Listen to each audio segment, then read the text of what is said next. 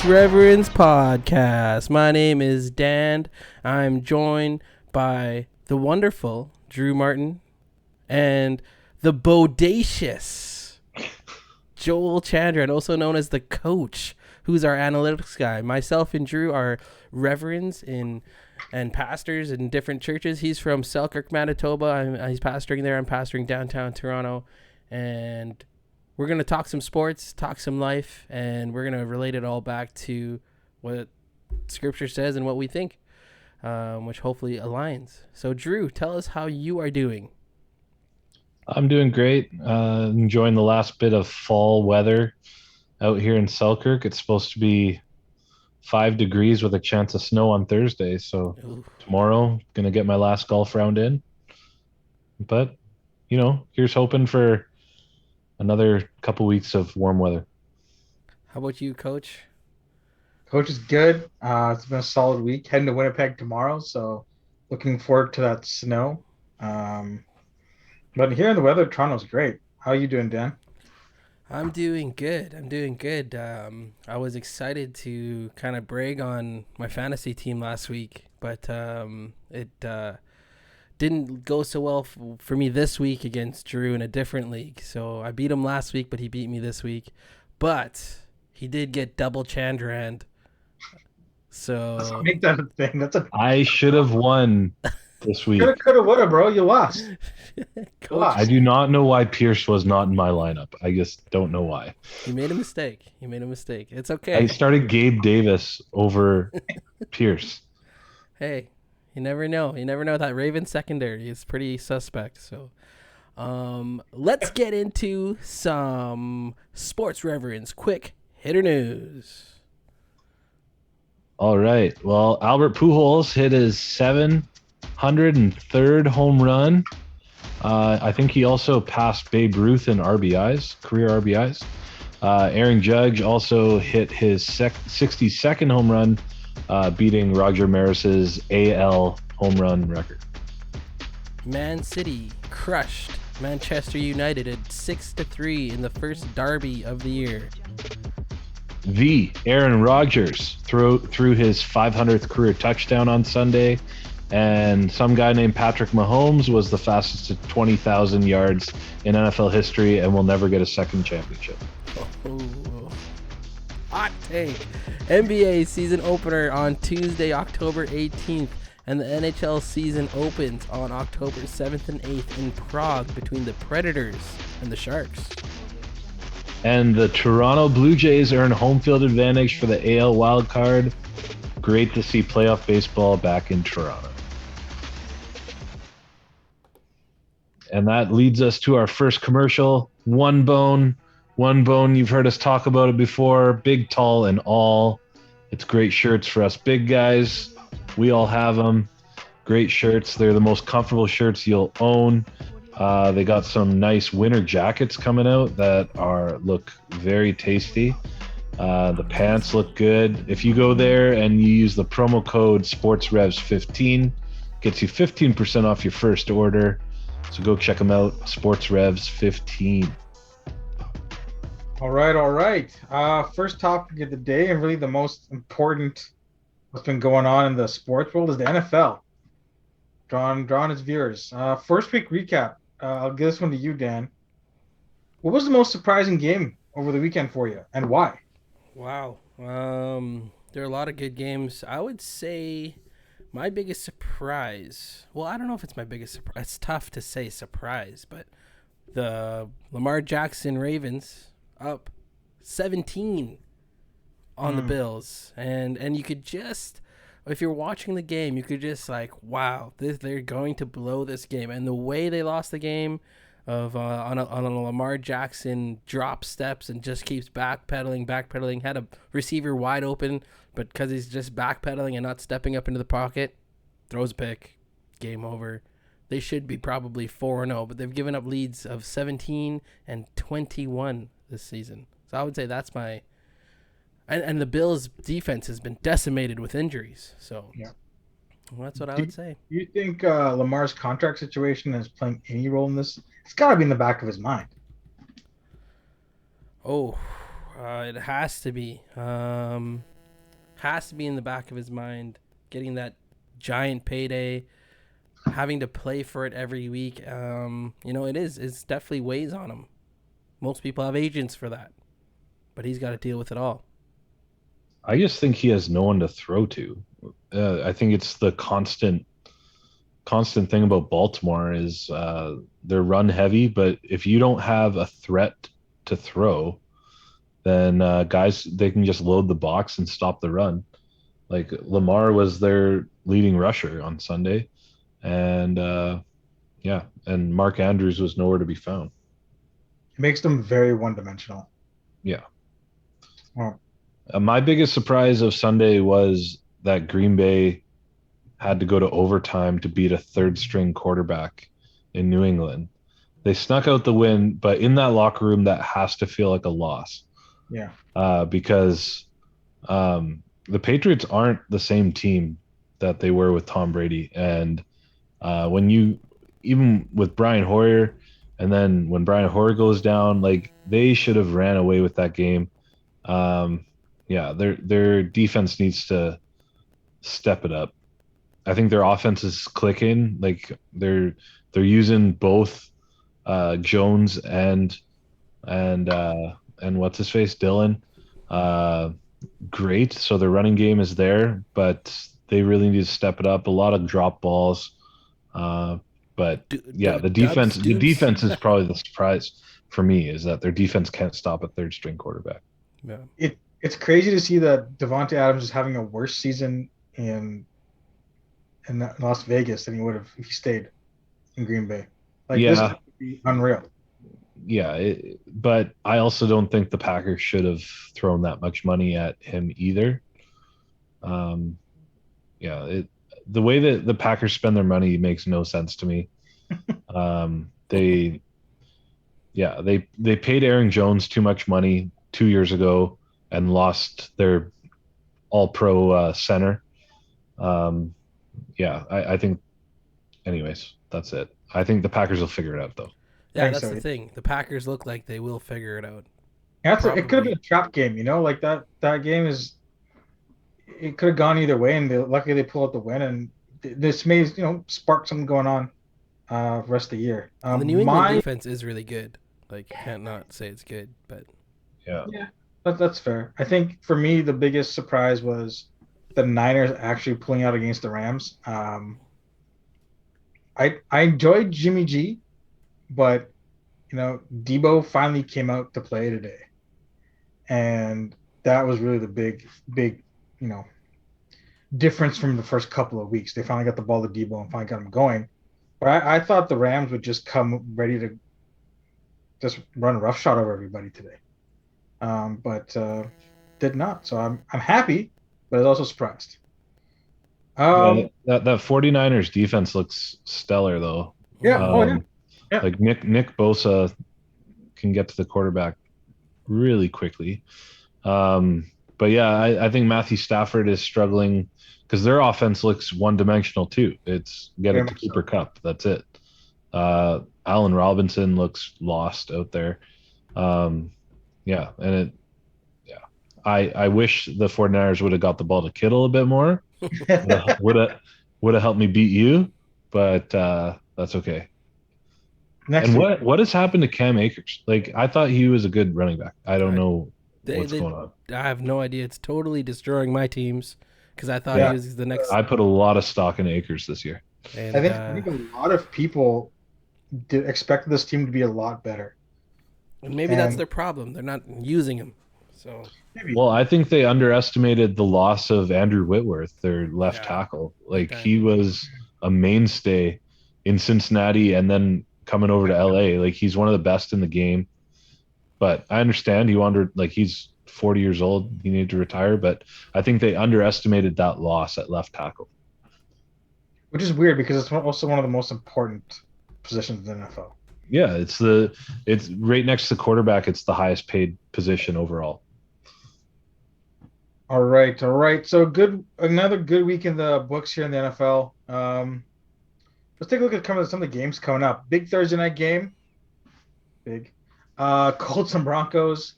Will Russell Wilson decide to step up? What are your thoughts, Dan? Yeah, I think it is actually a big game because both these teams are should be better than what they've performed, and Russell Wilson definitely doesn't look the same, and Matt Ryan has become a fumble king, which is not known from him from his career. Hmm. So both the quarterback play needs to improve. Both the defenses look okay, and so we're gonna see probably another low scoring, run heavy kind of game. But it would nice to see Russell Wilson let him be a little more free. Let him start moving around in the pocket and moving the pocket for him. So we'll see if they start implementing that. It is relatively still both adjustments to their teams as quarterbacks, so could give them a break for that. But we'll see. We'll see. I think Russell Wilson will win this game, and they'll bounce back. Score? Yeah. Score 24-16. Yeah. Okay. 24-16 Broncos. You heard it first. Hmm. Drew, what do you think? Yeah, this game sort of is getting hijacked because I think both starting running backs are out, who are supposed to be the stars of the team. Russell Wilson doesn't look like Russell Wilson. Geno Smith looks like a boss up in Seattle, Hmm. making like $2 million compared to Russell Wilson's like 40. Um, yeah, I think this is a low scoring game. Both defenses are good. Yep. Uh, I think we're looking at like 14-10. Um, I could definitely see that. yeah, I'll give Denver the edge there just because I think they're healthier. Uh, yeah, and I like their offensive weapons more. Melvin Gordon is a better backup running back than Naeem Hines. Hmm. I kind of feel like this game is really important in the sense that the AFC West is so tight, right? Every loss feels so magnified, and the AFC South is wide open. So again, every kind of win that the Colts can put together is pretty strong. So I'm predicting 17-13. I'm going with Denver. 17-13 is my guess for that. Broncos across the board. Broncos across the board. None of us are Broncos Nation, but we'll see. Sunday. Let's start with the guy with the goofy hat. Dallas and Rams play. Do we see the return of Dak, or is it undefeated's chance to stay undefeated? Cooper Rush. Cooper Rush. Yeah, I think if Dak's healthy, they'll play him. Especially because the Rams look like they're a little bit reeling right now, and it could be a good game for him to jump on, especially with that Rams O line. Just, I think the Dallas front four is something nasty right now. So they can play with anybody. So that could be the biggest turn of the game is their defense. But if Dak's available, they're gonna play him. I don't think there really is a quarterback controversy like they're trying to drum up. But Cooper Rush has been great for what he does. So game I manager. would I would argue the opposite that because it's the Rams, because it's Aaron Donald, I don't think you want your first game back to be against the absolute True. beast that is Aaron Donald. Did you see the 49ers not even touch Aaron Donald and let him get let him get back to the quarterback? He is a scary man, but yeah, Cooper Rush has been great.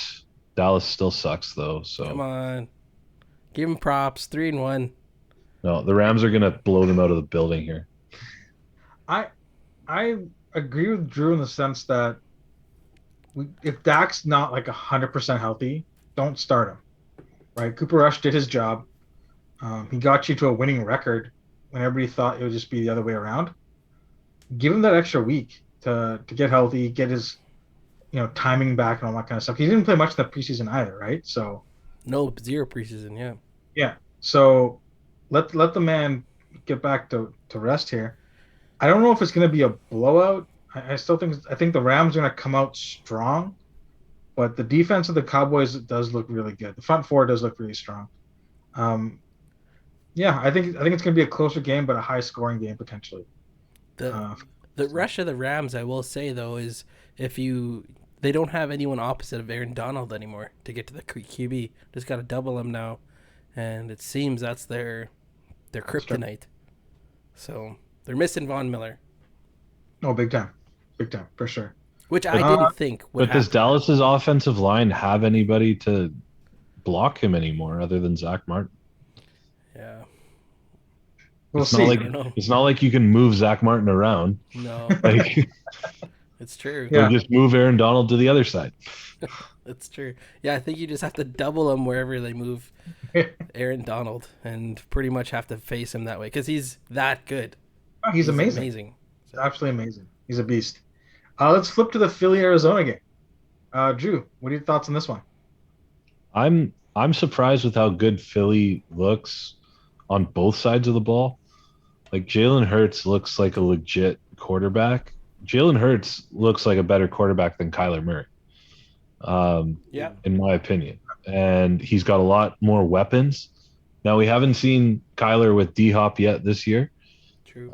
so that could change some stuff. But I think this is going to be a high flying, high scoring affair. This one's probably going to be the most fun game of the main slate on Sunday. Yeah, I agree with you on that. What do you think, Dan? Yeah, I like that take. I just want us to remember who Philly has played so far. They started with the Lions, and they barely squeaked by. And the Lions are good, but The Lions are the highest scoring team in the league. that's very true. But they barely squeaked by the Lions. They still flawed. They're good, but they're flawed. Then the Vikings on Monday Night Football, where Kirk Cousins just doesn't ever show up. And then the Washington Commanders, that shouldn't even be a football team at this point. Carson Wentz is awful.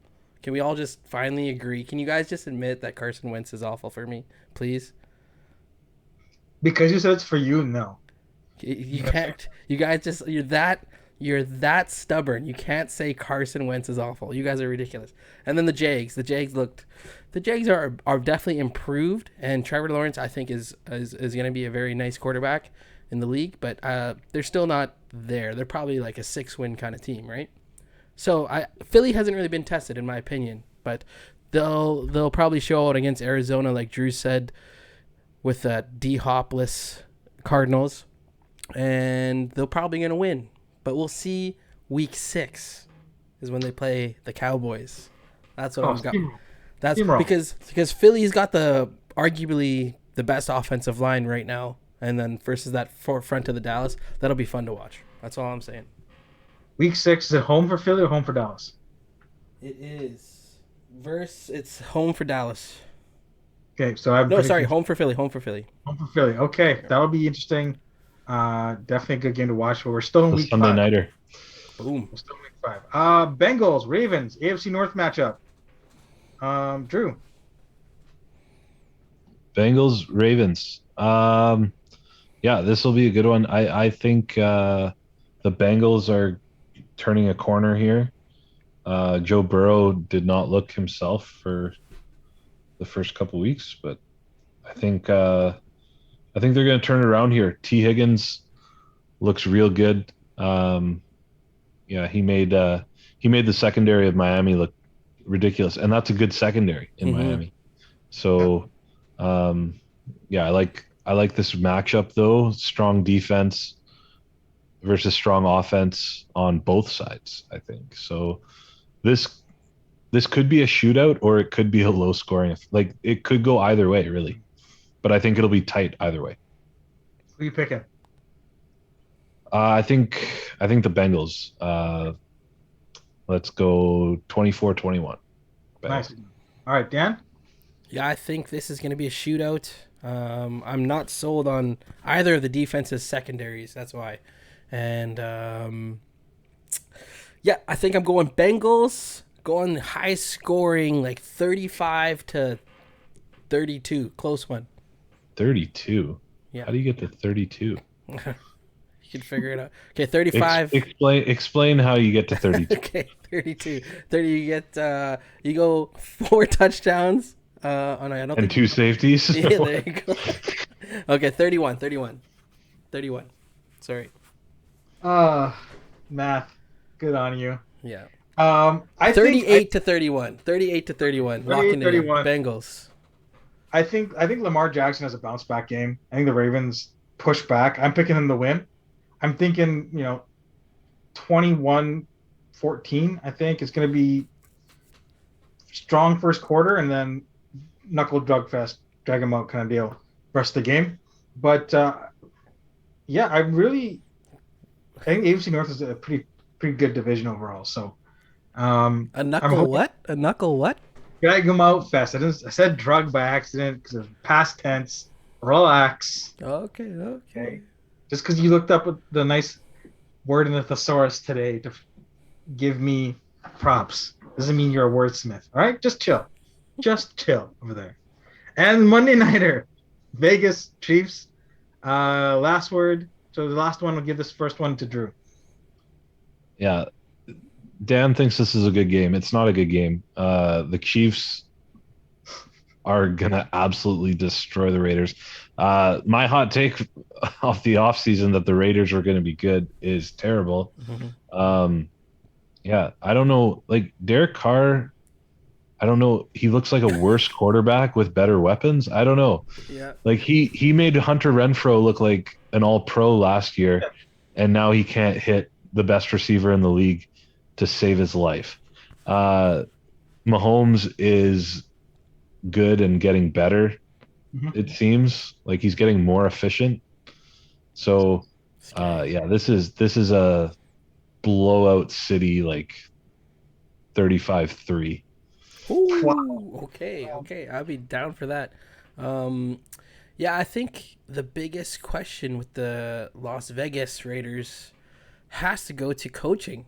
It went to Josh McDaniels, who's his second stint as a head coach, and doesn't seem to be able to His cut first it. stint wasn't good either. Yeah, so this is two times now in a row, and coming from off of it was basically John Gruden, right, and whoever was the interim at the time, and you saw how much better Derek Carr was.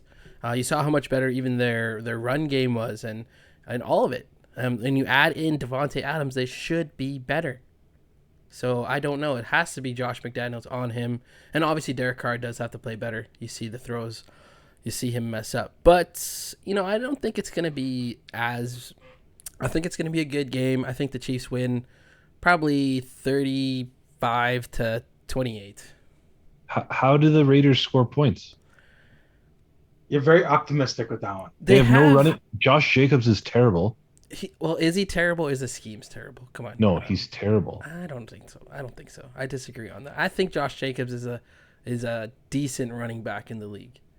Um, I Yeah, think but I think it's the scheme, but they have Devonte Adams, Darren Waller. They're gonna put up points at some point. I don't know how, but they will. Okay, they have to. They're too good not to. Hunter Renfro, they have to. I still have to believe that Derek Carr isn't an awful quarterback. How does he go from being decent? We called him. We called him what, a top 10 quarterback last year? Did we not? Yeah, yeah. we've been known to make some bad takes, I don't like want that. Devontae Parker being a top five top five wide receiver. I agree with you, Daniel. I think Vegas will find its footing, just not against the Chiefs this week. They're more Uh, desperate for sure. yeah, but The Chiefs are playing desperate too because they feel like their record isn't as good as it should be too. That's and true. they and After losing to who? The They Colts yeah. and again, somehow. this is another AFC big time matchup, right? Like it's divisional. If the Chiefs lose this, that puts a dent in them finishing top spot in the division, right? And that's a pretty coveted spot to try and finish. Great NFL talk here, boys. Why don't you take us away with Urban Hope? Yes, let's go. Urban Hope, near and dear to my heart. Some cool news. We have found our home basketball court for our future basketball program that the coach will be coaching. And it's been amazing, as an amazing blessing, because we got it for free. And we have it pretty much Monday to Friday, anytime we like, from a certain time. So we got it for free. Really amazing. So thank you for anyone who's been praying for that. It's coming to fruition. It's coming together. This one student from Urban Hope who has grown up through the system, he's been in and out of Urban Hope. He has gotten himself into a lot of trouble throughout his life. He actually went to jail at one point in his life.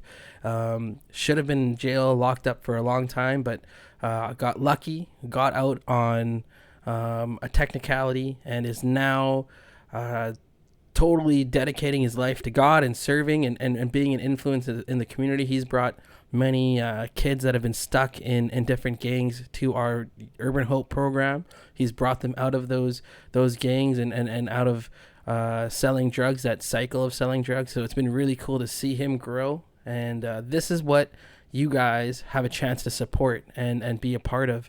If you want to send any kind of blessing that way, you can check out sportsreverends.com or churchinthecity.ca, and you can give. You can write down Urban Hope. They're all the funds that are donated to Urban Hope goes directly to the programs that we run.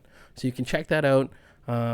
Thanks for making an impact, and we're going to keep on rolling. And I'm excited to see Coach kind of take over.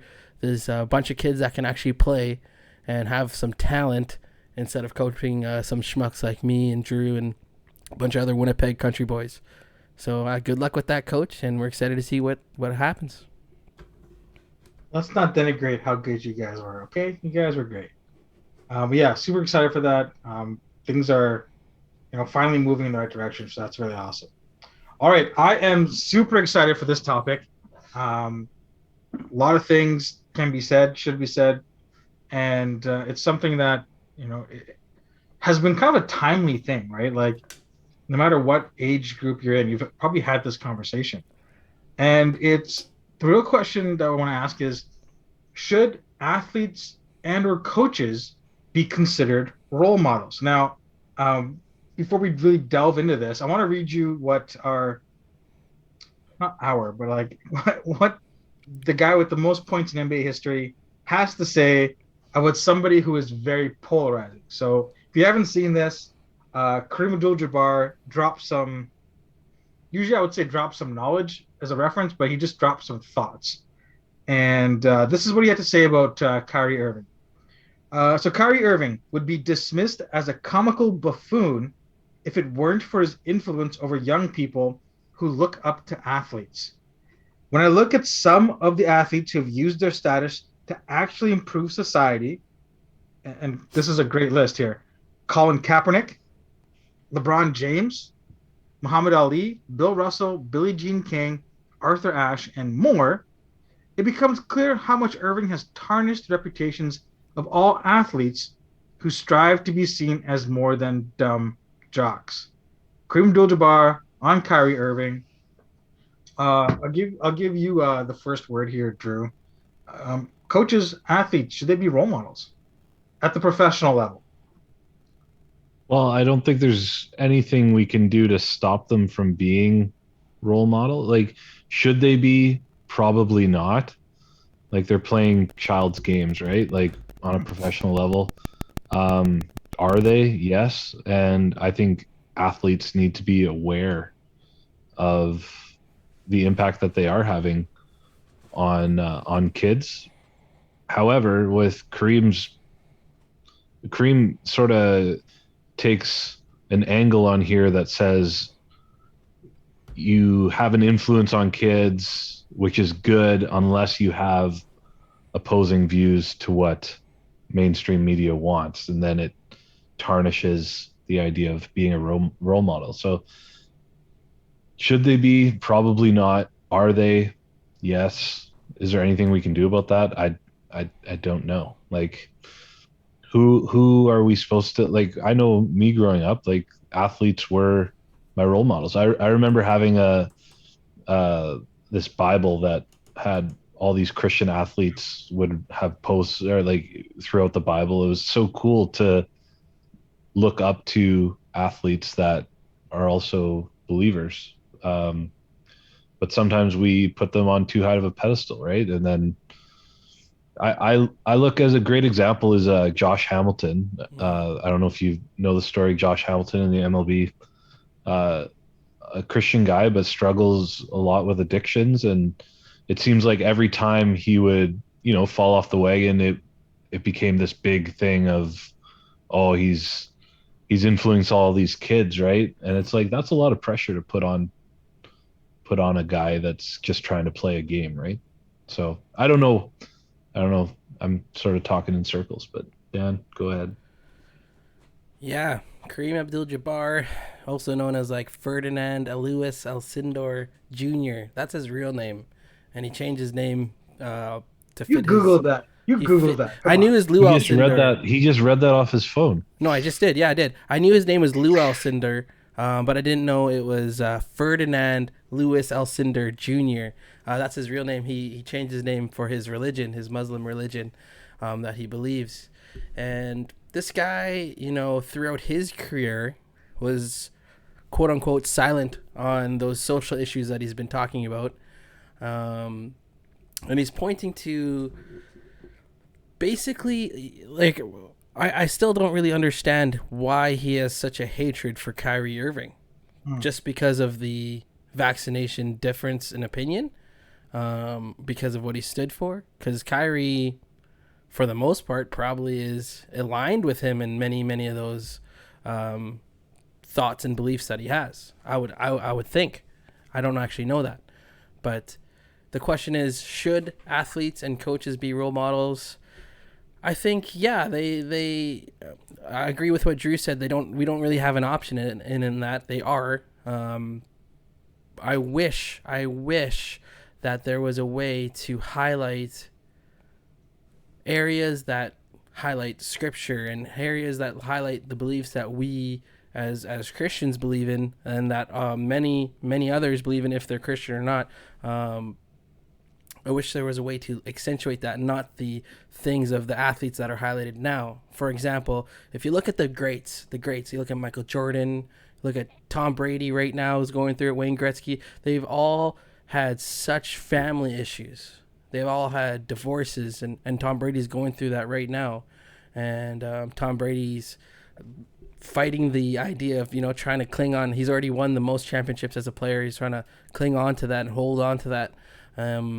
And it's affecting his family, and family should be the number one thing, right? Family should be the most important thing, and I think they're missing those kind of beliefs and positive attributes that we should be sharing, and the things that are being highlighted are things that are wrong. So I can go into those if you want, but the problem is that the athletes who are quote unquote like family men aren't the ones that are flashy on the online postings and TikTok videos and Juju Smith-Schuster dancing in the like those aren't the kind of guys that get highlighted. So you sort of have to dig for the type of role model that you're describing. Like I remember Philip Rivers had 8 kids or something, and that was a point of jokes, right? 8 kids with one woman. Yeah. His actual family. Yeah, right. Yeah. And he was sort of like the butt end jokes because of it, right? Even though what's wrong? Not that I want 8 kids, but you're on your way. On my way. But I think I can see both of your points, and I think one of the issue is people see athletics as the way to end a cycle of poverty, right? How many NBA spots are made each year? There's 2 drafts, and it's not just people from Canada and the United States now, it's the whole world. How many people make the NFL? Yeah, sure, there's a ton of rounds in the draft, but guys who actually get rostered is a very small amount. And by we, I mean society and, certain cultures have said, hey, the only way to be successful is to be an athlete. Right? And I watched Coach Carter the other day just because I was bored and I wanted to watch something that I kind of, liked and didn't have to really pay attention. And this kind of shapes the way I coach my teams. Is the athletics part is one aspect of it, but what are the life skills that I'm trying to impart to the men, mostly boys that I'm coaching, right?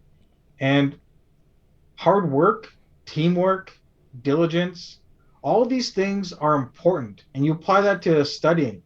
How many kids in poverty-stricken areas are actually quite smart, and they have, they have the drive, they have the ability, but no one's investing in them to say, hey, yeah, okay, LeBron James is great, but unfortunately, you're not 6'8", 240 pounds. Go study to be a doctor. Go study to be a teacher. Go study to be an accountant, right? And we've and of course, we see on like Sports Center and the magazines and all the money that's flowing into athletics, like this is it. This is, the best thing around. But the actual percentages of you being able to do that is so minimal. And so should athletes and coaches be models? No, I don't think they should be role models. Right?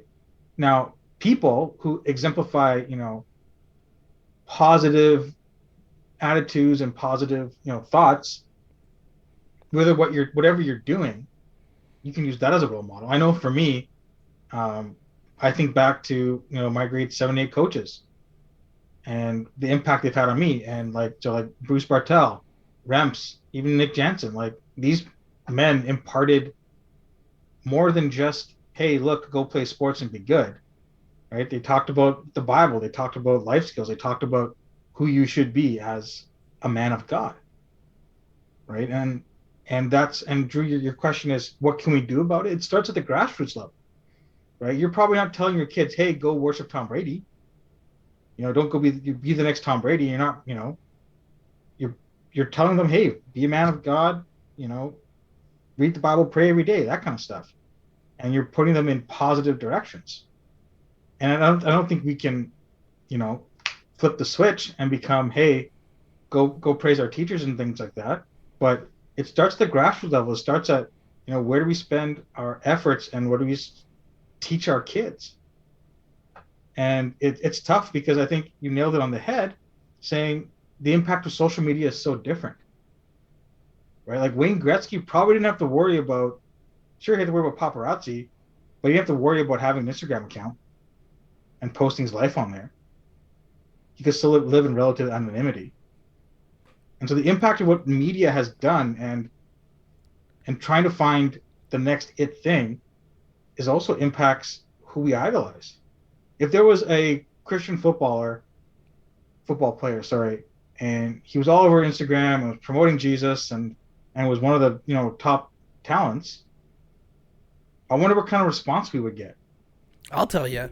That's Tim Tebow. I think that's one of the biggest issues that maybe we're not hitting on is that if, let's say, there's a guy that speaks up and speaks on these polarizing issues, speaks on what actually Black Lives Matter stands for and goes against what they stand for because what they stand for is wrong.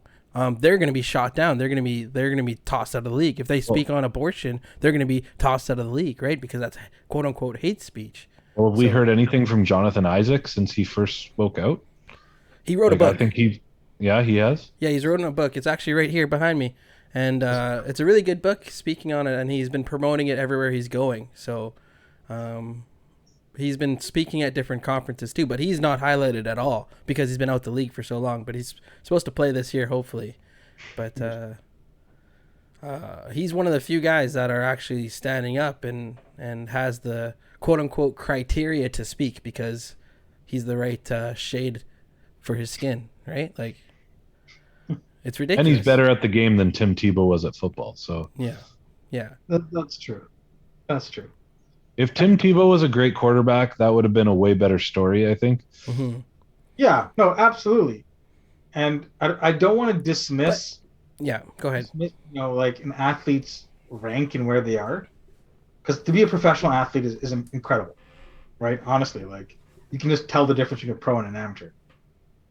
But even if you're, the sixth guy off the bench, you should know that you have influence, and you should use that influence regardless of what it is. I think it's Clay Matthews. Drew, correct me if I'm wrong. To have like him and somebody else started a charity in the NFL to build wells in Africa. And I don't know. Yeah, maybe I always thought Clay Matthews because of the Packers tie, but that kind of stuff. Why aren't we hearing about that? That is athletes, maybe believers and non-believers coming together for a, a great cause. It's been proven that if you can provide the basic necessities for people, they flourish. Water is one of them. And so, and the reason why I really like this question is because you as pastors, you both have outsized influence on your communities, right? Like when introduce yourself, well, I'm Pastor Dan or I'm Pastor Drew. There's a connotation that goes with that, right? And maybe you may not like the connotation all the time, but you guys have your lives. I won't say micro examined like athletes do, but there's a certain expectation from you guys, whether it's fair or not. And you guys live with that. I would say you live with that burden in everything that you do. Is that a fair thing to say? Yeah, it's fair. I think, Dan, you probably get this too. It's like people, when they find out that I'm a pastor, it's like they almost get nervous around. Like they almost censor themselves because they feel like, oh, I can't say certain things. It's like I don't want to be looked at like a role, like, because that's not the message of Jesus. It's the Mhm. message of Jesus is that we're all sinners. We've all fallen. We're all equal. Yeah, Yeah, this is the calling on my life to preach the word of God, but that doesn't mean I'm not in need of the preaching as well. So whenever I'm preaching, I try and include myself because I'm not above anyone else. I'm not better than anybody. Like, you guys know me better than most. So yeah, I don't know, Dan, how you feel about that. 100% agree. I literally have playing basketball. People will find out I'm a pastor. They will apologize for swearing beside me. Yeah. They'll take it easy on me until I give them an elbow and they wake up and say, "Hey, let's actually play." I 100% agree with all that. And the only standard that we're held higher to is God will judge us on a tougher standard, is what Scripture says as pastors. But we aren't any different. We are the same. We're we're all on the same level as everybody. So I don't ever like being put up on a pedestal, like Drew's saying. But I think the point is that we can't help that. And I think it's the same with athletes, right? Like they can't help the platform they're put on. Right. absolutely. So whether we like it or not, we're there. And And like it's good. you look at Charles Barkley. He didn't want to be Yeah, a role Roma. model, right? He said it in his playing days, but he's forced upon him. And what makes it tough for these athletes is, unfortunately, most of them aren't very educated. Most of them don't really, have many great thoughts on even what they believe. They're so focused on their job, which is perform in their sport, perform as best as they can, and they have to Well, that's train what in Michael that. Jordan said in that documentary, right? Exactly. Like if you Well, want to follow me, sure, fine, but I'm just doing what I need to do to be the best. as we wrap up the convo here, what are some good or positive aspects of what a role model should look like? Any thoughts on that?